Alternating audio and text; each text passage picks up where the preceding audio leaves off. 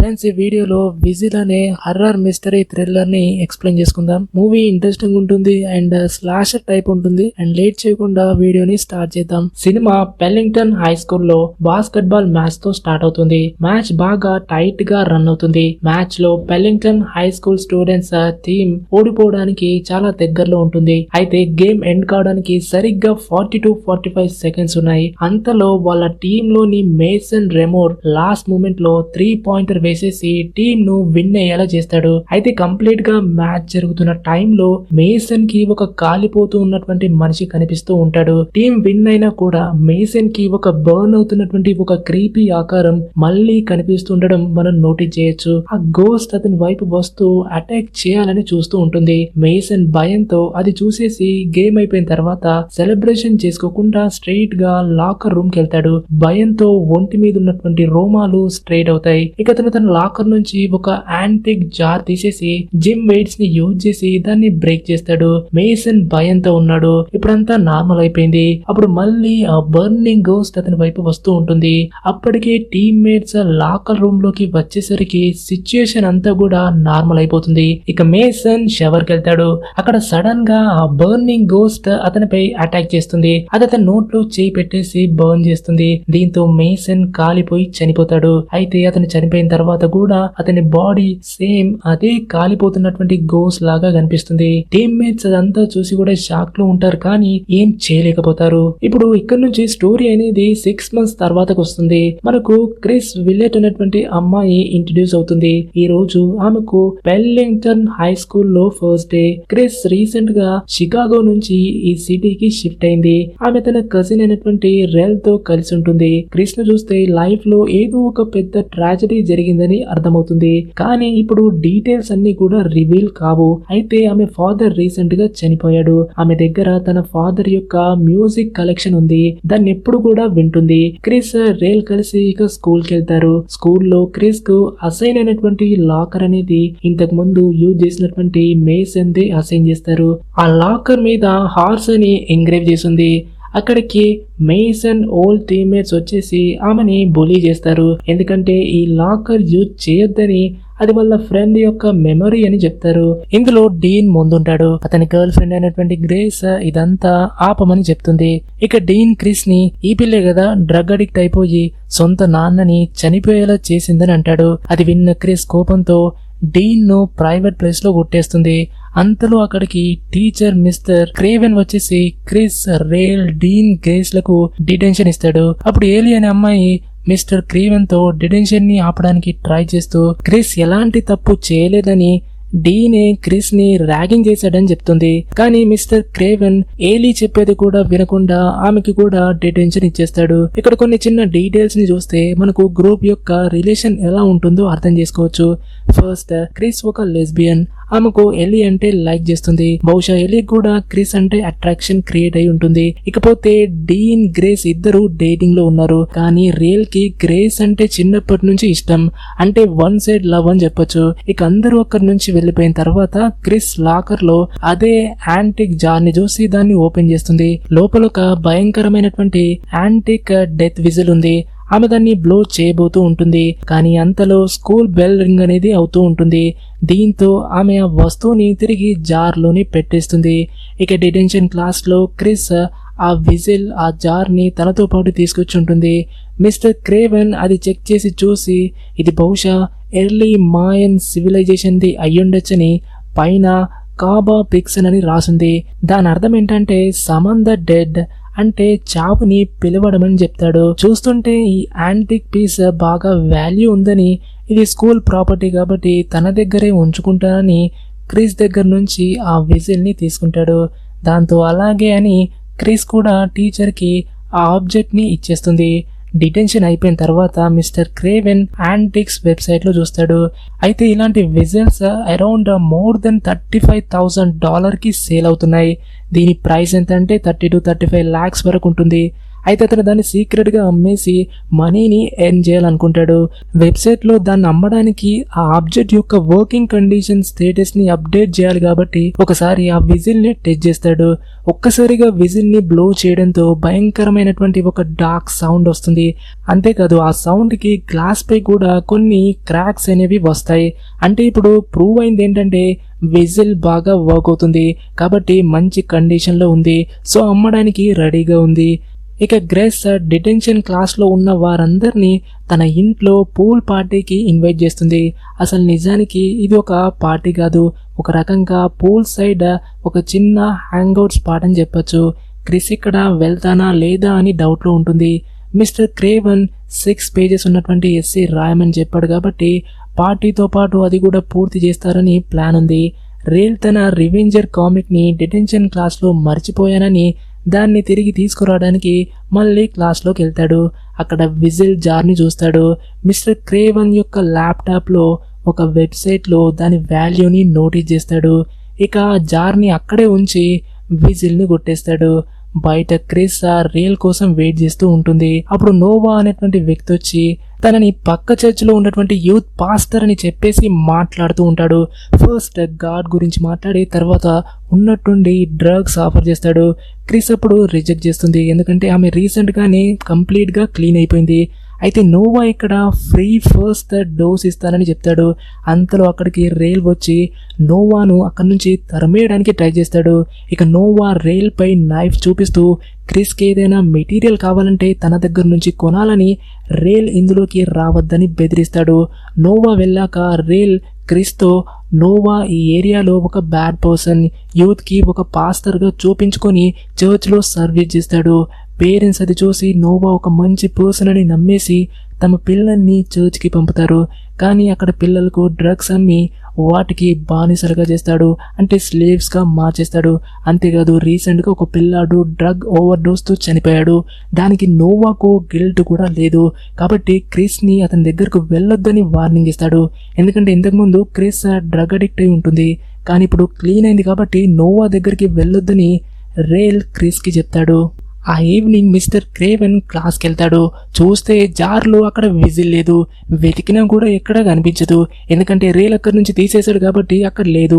ఇక అతని క్లాస్లో సీక్రెట్గా స్మోక్ చేస్తాడు. బయట ఏదో సౌండ్ విని బయటకు వెళ్తాడు. అతనికి దూరంగా ఒక ట్విస్టెడ్ గోస్ట్లీ మ్యాన్ కనిపిస్తాడు. అతను తన వైపు వస్తూ ఉంటాడు. అది చూసి క్రేవెన్ భయపడతాడు. అంతలో అక్కడికి స్కూల్ క్లీనర్ అయినటువంటి చార్లీ వచ్చేసరికి ఆ గోస్ట్ అక్కడ కనపడదు. అప్పుడు చార్లీ అంటాడు, నీ సీక్రెట్ విషయం ఎవరికి చెప్పనని క్రేవెన్తో అంటాడు. మళ్ళీ క్లాస్లోకి వచ్చేసరికి అదే గోస్ట్లీ మ్యాన్ అతని ముందు కనిపిస్తాడు. చూస్తే ఆ మనిషి బట్టలు లేకుండా, తలపై హెయిర్ లేకుండా బాగా సిగ్గా కనిపిస్తాడు. ఇక అతను మిస్టర్ క్రేవెన్ యొక్క ఛాతీలో చేయి పెట్టేసి లంగ్స్ని బాగా ఇంజూర్ చేస్తాడు. దీంతో క్రేవెన్ ర్యాపిడ్గా ఏజ్ అనేది డిక్లైన్ అవుతూ ఉంటుంది. లంగ్స్ ఇంజూర్ అయిపోయి కంప్లీట్గా జుట్టు రాలిపోతుంది. చివరికి అదే గోస్ లాగా మారి క్రేవెన్ చనిపోతాడు. ఇక్కడ మనకు ఒక విషయం అనేది క్లియర్ అవుతుంది. అదేంటంటే విజిల్ బ్లో చేసినా దాని సౌండ్ని ఎవరైనా విన్నా కూడా వాళ్ళ చావ్ అనేది ఫిక్స్ అవుతుంది. ఇదంతా ఎలా జరుగుతుందంటే ఫస్ట్ ఫ్యూచర్లో ఎలా చావాలో అలాంటి గోస్ట్ అనేది విక్టిమ్ ముందు కనిపిస్తుంది. ఫర్ ఎగ్జాంపుల్ ఇక్కడ మిస్టర్ క్రేవెన్ సిగరెట్ తాగేవాడు కాబట్టి ఫ్యూచర్లో ఆ పర్సన్ లంగ్ క్యాన్సర్తో చావాలి. అంత క్యాన్సర్ వచ్చిన తర్వాత కీమోథెరపీ, జుట్టు రాలడం, చివరికి స్టేజ్ 4 క్యాన్సర్ ఉంటుంది కాబట్టి ఇలా ఈ డెత్ అనేది ఫిక్స్ అవుతుంది. ఇక్కడ విజిల్ ఫ్యూచర్లో జరిగేటువంటి డెత్ని ప్రజెంట్లోనే తెచ్చేసి ఈ చనిపోయే ప్రాసెస్ ఉంటుంది కదా దాన్ని స్పీడప్ చేస్తుంది. అంటే ఒక పర్సన్ ఎప్పుడు చావాలో అప్పుడే కరెక్ట్గా ఏజ్ అయిపోయి అలాగే చనిపోతాడు. ఇంకో ఎగ్జాంపుల్ చూస్తే ఫస్ట్లో మేసన్ కేసుని చూస్తే అతను 40 ఏళ్లలో ఉన్నప్పుడు అతను ఒక గ్యాస్ లీక్ వల్ల కాలిపోయి చావాలి కాబట్టి అతనికి బర్న్ అవుతున్నటువంటి గోస్ట్ కనిపించింది. అంటే ఇక్కడ మేసన్ 17 ఏళ్ల వయసులోనే తన ఫైనల్ డెత్ని ఇన్స్టంట్గా ఏజ్ అయిపోయి చనిపోయాడు. ఇప్పుడు మన స్టోరీలో పూల్ పార్టీకి వస్తే క్రిస్, ఎల్లీ, రేల్, డీన్, గ్రేస్ అందరూ కూడా ఉంటారు. రేల్ అదే విజిల్ ని వాళ్ళ ముందుకి తీసుకొస్తాడు. డీన్ జోక్ గా గ్రేస్ కి డేర్ ఇస్తాడు. ఈ డేర్ లో భాగంగా బ్లో చేయాలని చెప్తాడు. గ్రేస్ నిజంగానే బ్లో చేస్తుంది. దాంతో భయంకరమైనటువంటి ఒక డార్క్ సౌండ్ అనేది వస్తుంది. అయితే ఆ సౌండ్ ని ఈ 5 మెంబర్స్ కూడా వింటారు. సౌండ్ బాగా డీప్ గా ఉండడంతో అందరూ తమ చెవుల్ని క్లోజ్ చేయాల్సి వస్తుంది. అయితే ఇక్కడ డీన్ జరిగేదంతా చూసి జోక్ చేస్తాడు. కానీ మనకు అర్థమవుతుంది ఏంటంటే ఇప్పుడు ఈ 5గురి చావు కూడా ఫిక్స్ అయిపోయింది. పార్టీ తర్వాత క్రిస్, ఎలీ మాట్లాడతారు. ఎలీ క్రిస్ ను నెక్స్ట్ డే జరిగే పెల్లింగ్టన్ హార్వెస్ట్ ఫెస్టివల్ కి ఇన్వైట్ చేస్తుంది. క్రిస్ ఆ టైంలో ఎలాంటి ఆన్సర్ ఇవ్వదు. ఇక క్రిస్ ఇంటికి వచ్చి టెన్షన్ అవుతుంది. పార్టీకి వెళ్దామా, కూల్ గా రిజెక్ట్ చేయాలా అని ఆలోచిస్తుంది. అప్పుడు ఆమె రూమ్ బయట ఒక చెట్టు మీద ఒక గోస్ట్లీ ఫిగర్ కనిపిస్తుంది. అదేంటో అర్థం చేసుకునే లోపే రేల్ అక్కడికి రావడంతో అది అదృశ్యమవుతుంది. రేల్ పరిస్థితిని అర్థం చేసుకుని క్రిస్ ఫోన్ తీసుకుని ఏలీతో వస్తానని మెసేజ్ చేస్తాడు. ఇక ఎల్లీ నుంచి కూడా పాజిటివ్ రిప్లై వస్తుంది. అంటే ఎక్కడో ఒక చోట ఎల్లీకి కూడా క్రిస్ అంటే ఇష్టమే. ఇక్కడ ఎల్లీ డాక్టర్ కావాలనుకుంటుంది. హాస్పిటల్లో పార్ట్ టైం జాబ్ చేస్తుంది. ఆమె డయాబెటిక్ పేషెంట్ కాబట్టి ఫ్రీక్వెంట్ గా ఇన్సులిన్ ఇంజెక్షన్స్ ని తీసుకుంటూ ఉంటుంది. అయితే ఆ నైట్ 2 ఇన్సిడెంట్స్ జరుగుతాయి. First, Dean drunk and drive చేసి ఇంటికి వెళ్తాడు. ఎందుకంటే డీన్ కి బాగా తాగుడు అలవాటు ఉంది. ఇక సెకండ్ ఇన్సిడెంట్ వచ్చేసరికి గ్రేస్ కి పూల్ దగ్గర ఆ విజిల్ సౌండ్ వినడం వలన ఒక గోస్ట్లీ ప్రెజెన్స్ అనేది ఫీల్ అవుతుంది. నెక్స్ట్ డే స్కూల్ కి వచ్చేసరికి మిస్టర్ క్రేవెన్ చనిపోయాడని తెలుస్తుంది. స్టేజ్ 4 లంగ్ క్యాన్సర్ అని తేలుతుంది. కానీ ఒక రోజు ముందే అతను నార్మల్ గానే ఉన్నాడు కదా, ఇలా జరగడం ఇంపాసిబుల్ అని డౌట్ ఉంది. మనకి ఇప్పటికీ తెలుసు ఇలా ఎందుకు అవుతుందో. ఇక ఎల్లీకి అసెంబ్లీ హాల్లో ఒక గోస్ట్ కనిపిస్తుంది. ఆమె చావు కూడా దగ్గరలో ఉంది. క్రిస్, ఏలీ ఇద్దరు మేసన్ ఇంటికి వెళ్లి విజిల్ ను వాళ్ళ ఫ్యామిలీకి ఇచ్చేద్దామని వెళ్తారు. దారిలో ఏలీ క్రిస్ హ్యాండ్ పై ఫాదర్ అండ్ డాటర్ కి రిలేటెడ్ గా ఉన్నటువంటి ఒక టాటూని నోటీస్ చేసి ఇంప్రెస్ అవుతుంది. ఇకపోతే మేసన్ ఇంటికి వెళ్ళాక చూస్తే అక్కడ ఇల్లు చాలా పెద్దది. మెయిన్ డోర్ అనేది ఓపెన్ అయ్యి సేల్ సైన్ బోర్డ్ ఉంటుంది. చూస్తుంటే ఆ ఇంట్లో ఎవరూ లేనట్టుంది. అక్కడ మేసన్ గ్రాండ్ మదర్ ఈవి వస్తుంది. ఆమె అకల్ట్ విషయాల్లో ఇంట్రెస్ట్ ఉన్నట్టు కనిపిస్తుంది. ఎందుకంటే ఇంట్లో అకల్ట్ కలెక్షన్ అనేది పెద్ద మొత్తంలో ఉంది. వరల్డ్ మొత్తం తిరిగి వాటిని కలెక్ట్ చేసింది. ఇక క్రిస్ విజిల్ గురించి చెప్తూ ఆ విజిల్ మేసన్ లాకర్ లో దొరికిందని చెప్తుంది. దానికి ఈవి అంటుంది, నువ్వు దాన్ని కనిపెట్టలేదు, అదే నిన్ను కనిపెట్టేలా చేసింది. ఈ విజిల్ నా డాటర్ ని, గ్రాండ్ సన్ ని కూడా ఫైండ్ చేసి చంపేసిందని చెప్తుంది. అయితే ఆ విజిల్ పేరు ఇంచోక. ఈవి కొన్నేళ్ల క్రితం గౌతమాల బ్లాక్ మార్కెట్ నుంచి దీన్ని తెచ్చి ఉంటుంది. అది ఆమె వెనకాల కూడా వచ్చింది. కానీ ఏదో ఒక విధంగా ఆమె తప్పించుకుంది. కానీ ఆమె ఎలా ఈ డెత్ విజిల్ నుంచి ఎస్కేప్ అయిందో చెప్పదు. ఈ విజిల్ అనేది ఒక స్టోలెన్ ట్రెజర్, ఫ్రీక్వెంట్ గా దొంగతనాలు చేసేటువంటి సివిలైజేషన్ నుంచి వచ్చింది. దానిపైన ఒక మార్కింగ్ ఉంది, సమన్ ద డెడ్ ఉంది కదా, దాని ఈవి సమన్ యువర్ డెత్ అని చదువుతుంది. దీని అర్థం ఏంటంటే నీ స్వంత మరణాన్ని పిలవడం అనేటువంటి మీనింగ్ వస్తుంది. మనకు తెలుసు భూమిపై ఉన్నటువంటి ప్రతి జీవరాశికి చావ్ అనేది ఏదో ఒక టైంలో స్లోగా ఫిక్స్ అయిపోయి జరిగిపోతుంది. కానీ ఈ విజిల్ బ్లో చేస్తే చావ్ వెంటనే వస్తుంది. అంటే ఒక రకంగా మన ఫైనల్ డెస్టినేషన్ ఇన్స్టంట్ గా రావాలంటే ఈ విజిల్ ని బ్లో చేయాలి. ఇక ఈవి క్రిస్ తో దాన్ని నీ దగ్గరే ఉంచుకోమని అంటుంది. క్రిస్, ఏలీ ఇద్దరు భయపడతారు. ఎందుకంటే వాళ్ళకి కూడా గోస్ట్లీ ఫిగర్స్ కనిపిస్తున్నాయి కదా, వాళ్ళకి ఏం చేయాలో అర్థం కాదు. వెంటనే వాళ్ళిద్దరూ ఏలీ వర్క్ చేసి హాస్పిటల్కి వెళ్తారు. అక్కడ మేసన్ డెత్ రికార్డ్స్ ని చెక్ చేస్తారు. డెంటల్ రికార్డ్స్ ప్రకారం ఆ చనిపోయిన పర్సన్ 40 ఏళ్ల పైబడిన వ్యక్తిదని. కానీ మేసన్ కి 17 years మాత్రమే ఉన్నాయి. ఇప్పుడు వాళ్ళకి అంతా క్లియర్ గా అర్థమవుతుంది. ఇక్కడ విజిల్ నిజంగానే మనిషిని చంపుతుంది. ఎలా వర్క్ అవుతుందో కూడా అర్థమవుతుంది. వెంటనే హార్వెస్ట్ ఫెస్టివల్ కు వెళ్ళడానికి రెడీ అవుతారు. గ్రేస్, డీన్, రేల్ కు దీని గురించి వార్న్ చేయడానికి వెళ్తారు. ఎందుకంటే వాళ్ళు కూడా విజిల్ సౌండ్ విన్నారు కదా, అందుకే వెళ్తారు. ఫెస్టివల్లో రేల్ రివెంజర్ కాస్ట్యూమ్ లో, గ్రేస్ ఏమో డెవిల్ కాస్ట్యూమ్ లో, డీన్ డ్రాక్యులా కాస్ట్యూమ్ లో కనిపిస్తారు. రేల్ గ్రేస్ కు ఇండైరెక్ట్ గా ఆమెపై ఉన్నటువంటి ఇష్టాన్ని చెప్పడానికి ట్రై చేస్తాడు. గ్రేస్ అప్పుడు నేను ఒక ఫ్రెండ్ గా లైక్ చేస్తానని చెప్తుంది. ఇక గ్రేస్ అప్పుడు ఫెస్టివల్లోని హాంటెడ్ మేజ్ లోకి వెళ్దామని డీన్ తో ఛాలెంజ్ చేస్తూ సెంటర్ లో ఉన్నటువంటి బెల్ ను తనే అక్కడికి ఫస్ట్ రీచ్ అయిపోయి బ్లో చేస్తానని ఛాలెంజ్ చేస్తుంది. డీన్ 2 minutes హెడ్ స్టార్ట్ ఇస్తాడు. గ్రేస్ మేజ్ లోకి వెళ్తుంది. ఫస్ట్ ఎంజాయ్ చేస్తుంది. కానీ ఒక్కసారిగా బాగా ముసలైపోయినటువంటి ఒక గోస్ట్ ఆమెను ఫాలో అవుతుంది. డీన్ కూడా మేజ్లోకి వచ్చి ఆమెను సర్చ్ చేస్తూ ఉంటాడు. గ్రేస్ డీన్కి కాల్ చేసి ఒక క్రీపీ ముసలావిడ నన్ను ఫాలో అవుతుందని చెప్తుంది. అయితే ఆ ఫిగర్ అనేది గ్రేస్ యొక్క ఫ్యూచర్లో ఉండేటువంటి రూపం, అంటే ఓల్డ్ ఏజ్లో చావాలని ఇండికేట్ చేస్తుంది. అందుకే ఆ గోస్ట్లీ ఫిగర్ ఆమెను భయపెడుతూ ఫాలో చేస్తూ హాన్ చేస్తుంది. అయితే గ్రేస్ ఒక టూల్ తీసుకొని ఆ ముసలావిడ తలపై కొడుతుంది. కానీ ఆ కొట్టిన దెబ్బ అనేది తన తలకే తగులుతుంది. అంటే ఇక్కడ గ్రేస్ ఫ్యూచర్ గోస్ట్ పై అటాక్ చేస్తే ఒరిజినల్ పర్సన్కే ఇంజూర్ అవుతుంది. ఇక గోస్ట్లీ ఫిగర్ గ్రేస్ ఫీట్లో వేలు పెట్టి చుచ్చుకుని పోతుంది. దాంతో గ్రేస్కి ర్యాపిడ్గా ఏజ్ అయిపోతుంది. ఏదో ఒక రకంగా బెల్ దగ్గరకు రీచ్ అవుతుంది. కానీ ఆమె బాడీ ఇప్పుడు హాఫ్ ఓల్డ్ అండ్ హాఫ్ యంగ్గా మారిపోయింది. ఆ గోస్ట్ ఆమెను కిస్ చేస్తుంది. గ్రేస్ కంప్లీట్గా ముసలైపోయి బెల్ బ్లో చేస్తుంది. డీన్ ఆ సౌండ్ విని సర్చ్ చేస్తూ ఉంటాడు. ఇంతలో అక్కడికి మేజ్లో రేల్, క్రిస్, ఏలీ కూడా వచ్చేస్తారు. యాక్చువల్గా క్రిస్ అండ్ ఎల్లీ ఫెస్టివల్కి ముందే వచ్చేసి నోవాతో గొడవ పడ్డారు. ఎందుకంటే నోవా అక్కడ డ్రగ్స్ అమ్మడానికి క్రిస్ దగ్గరకు వచ్చి ఉంటాడు. కోపంతో క్రిస్ నోవా నోస్ని కట్ చేసి కత్తితో భయపెడుతుంది. ఇక తర్వాత రేల్ గన్ షూటింగ్ స్టాల్లో పార్టిసిపేట్ చేసేసి టెడ్డీ బేర్ని విన్ అవుతాడు. అదే గిఫ్ట్ని గ్రేస్కి గిఫ్ట్గా ఇవ్వాలనుకున్నాడు. ఇక ప్రెజెంట్కి వస్తే వాళ్ళు బెల్ సౌండ్ విని అక్కడికి వచ్చేసి గ్రేస్ ముసలైపోయినటువంటి శవం చూస్తారు. డీన్ అక్కడ ఉంది. గ్రేస్ అని నమ్మలేకపోతాడు. కానీ ఆ డ్రెస్ గ్రేస్దే కదా అని అర్థమవుతుంది. క్రిస్, ఏలీ, డీన్, రేళ్లకు విజిల్ గురించి ఎక్స్ప్లెయిన్ చేస్తారు. ఇది మన డెస్టిన్ డెత్ని ఫాస్ట్గా తెస్తుందని చెప్తారు. రేల్ డీన్ను నువ్వే గ్రేస్కి డేరిచ్చావని బ్లేమ్ చేస్తాడు. డీన్ బాధపడి జరిగిందంతా నమ్మట్లేదు. ఇక డీన్ డ్రంక్ అండ్ డ్రైవ్ చేసి ఇంటికి వెళ్తాడు. అతనికి కూడా గోస్ట్ కనిపిస్తూ ఉంటుంది. అతని గోస్ట్ని చూస్తే బాగా ఇంజర్డ్గా ఉంటుంది. అంటే డ్రంక్ అండ్ డ్రైవ్ యాక్సిడెంట్లో చావాలని ఇండికేట్ చేస్తుంది.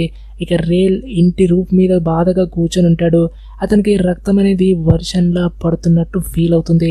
దాంతోపాటు కొన్ని విజన్స్ కూడా వస్తాయి. ఆ విజన్ లో ఫ్యాక్టరీ గ్రైండింగ్ మిషన్స్ లో గ్రైండ్ అయిపోయి చావాలని వస్తుంది. ఇక క్రిస్ ఏలీకి తన పాస్ గురించి చెప్తుంది. ఆమె ఒకప్పుడు డ్రగ్ అడిక్ట్ అయి ఉండేది. ఒకసారి ఓవర్ డోస్ అయింది. వాళ్ళ ఫాదర్ ఆమెను హాస్పిటల్ కి తీసుకెళ్తూ ఉండగా యాక్సిడెంట్ అయిపోయి నాన్న చనిపోయాడు. అప్పటి నుంచి క్రిస్ కు ఒకటే గిల్ట్, తన వల్లే నాన్న చనిపోయాడనేటువంటి గిల్ట్ ఫీలింగ్ ఉంది. క్రిస్ ఆ యాక్సిడెంట్ లో తనే గనక చనిపోయి ఉంటే బాగుండేదని విష్ చేస్తుంది. ఎలీ ఆమెను కంఫర్ట్ చేసేసి ఇద్దరు అక్కడ ఇంటిమేట్ అవుతారు. Next day Chris, Eli, Rela ముగ్గురు కలిసి ఈవీ ఇంటికి కర్వ్స్ ఎలా బ్రేక్ చేయాలో అడగడానికి వెళ్తారు. ఈవీ ఇప్పుడు బెడ్ మీద ఉంది. ఆమె హార్ట్ బీట్ ని మానిటర్ చేస్తున్నారు. నర్స్ అక్కడ దగ్గరుంది. ఆమె చావు ఇప్పుడు దగ్గరలో ఉంది. చనిపోకముందు ఈవీ దీనికి ఒక మార్గం ఉందని చెప్తుంది. చావు సమీపించే ముందు నీ రక్తాన్ని వేరే వ్యక్తి మీద పోస్తే కనుక ఆ కర్స్ అనేది ఆ వ్యక్తికి షిఫ్ట్ అవుతుంది. బహుశా ఈవీ ఇలాగే తప్పించుకుంది కావచ్చు. కానీ ఇది కర్స్ ట్రాన్స్ఫర్ మాత్రమే. అంటే ఎవరో ఒకరు ఖచ్చితంగా చావాల్సిందే. డెత్ అనేది మన చాయిస్ కాదు, కానీ జీవించడం అనేది మన చేతుల్లో ఉందని చెప్పేసి ఈవీ చనిపోతుంది. క్రిస్కి కూడా గోస్ట్ కనిపిస్తుంది. ఆమె గోస్ట్ చేతిలో డ్రగ్ నీడిల్ ఉంది. అంటే డ్రగ్ ఓవర్డోస్తో చావాలని ఇండికేట్ చేస్తుంది. క్రిస్, ఏలీకి ఈ వే అనేది నచ్చదు. ఎందుకంటే దీంట్లో ఎవరినైనా ఖచ్చితంగా ఇరికించాల్సి ఉంటుంది. కానీ రేల్ అది చేయడానికి రెడీ అవుతాడు.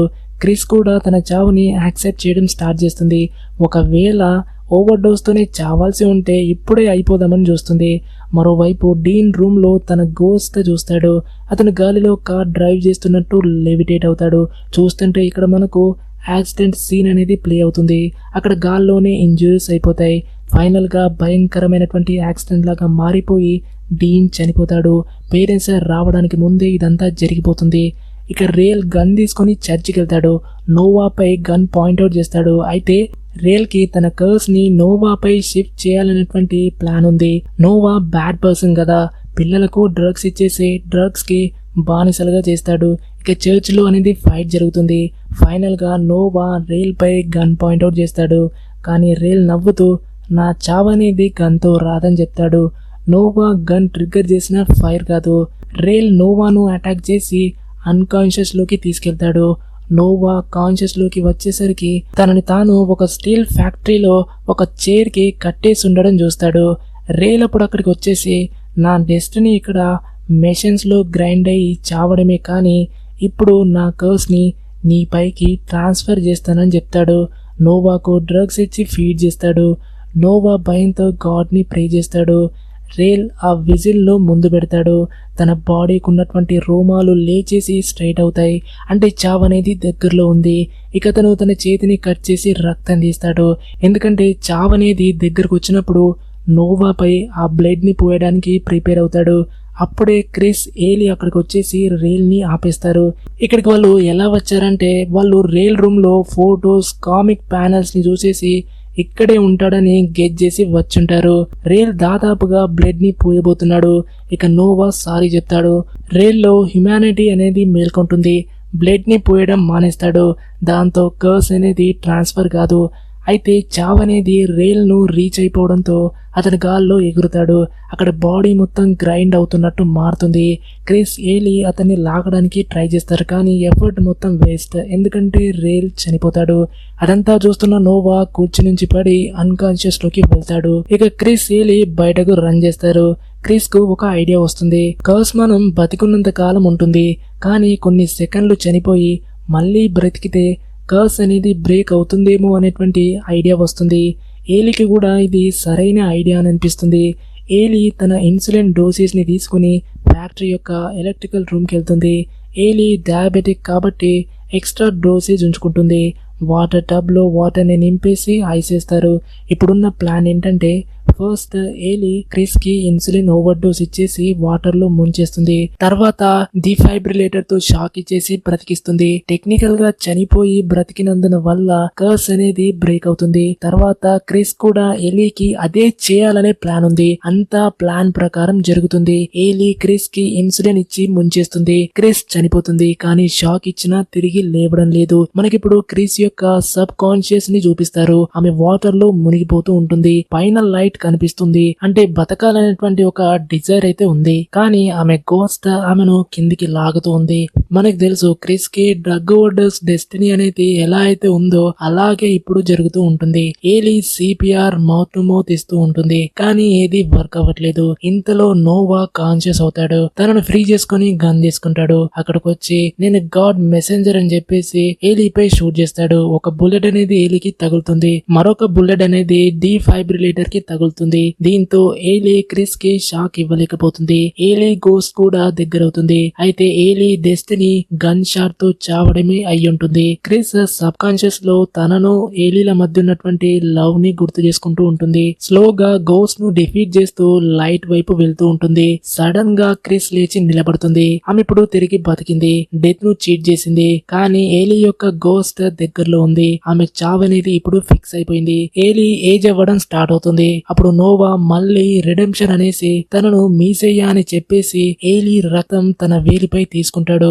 ఉన్నట్టుండి ఆ కర్స్ అనేది ఏలి నుంచి నోవాపై షిఫ్ట్ అవుతుంది. ఏలి బ్రతికిపోతుంది. నోవాకు తన గోస్ట్ కనిపిస్తుంది. అది కన్ఫ్యూజింగ్ గా, అగ్లీగా, ఫ్యాట్ తో కనిపిస్తుంది. అది చూసిన నోవా తన గోస్ట్ పైనే గన్ షూట్ చేస్తాడు. ఇక బుల్లెట్స్ తన బాడీకి తిరిగి తగులుతాయి. నోవా పారిపోవడానికి ట్రై చేస్తాడు, కానీ గోస్ట్ అతన్ని పట్టుకుని చంపేస్తుంది. క్రిస్ వెంటనే ఏలిని కంఫర్ట్ చేస్తుంది. అక్కడ విజిల్ కనిపిస్తుంది, కానీ అది మొత్తం బ్రేక్ అయిపోయి విరిగిపోయింది. ఇక సీన్ కట్ చేస్తే 3 months తర్వాత క్రిస్ పూర్తిగా పర్ఫెక్ట్ ఉంది. కర్వ్స్ నుంచి తప్పించుకుంది. ఎలీ కూడా సేఫ్ గా ఉంది. స్కూల్లో ఇద్దరు ఒకరినొకరు కిస్ చేసుకుంటారు. క్రిస్ చెప్తుంది, నేనెప్పుడు చావుని శత్రువుగా భావించేదాన్ని, కానీ మరణం అనేది అందరికీ ఎప్పుడో ఒక టైంలో రావాల్సిందే. అది రాకముందు మన లైఫ్ ని హ్యాపీగా లీడ్ చేయొచ్చని అంటుంది. ఇక ఎండింగ్ సీన్ లో ఎలీ చేతికి కూడా టాటూ కనిపిస్తుంది. ఆమె కూడా ఇప్పుడు ఓపెన్ గా లైఫ్ ని లీడ్ చేస్తుంది. క్రిస్ లాగే ఆమెకు కూడా టాటూస్ పట్ల ఇంట్రెస్ట్ వచ్చింది. అయితే అంతలో వాళ్ళ పక్క నుంచి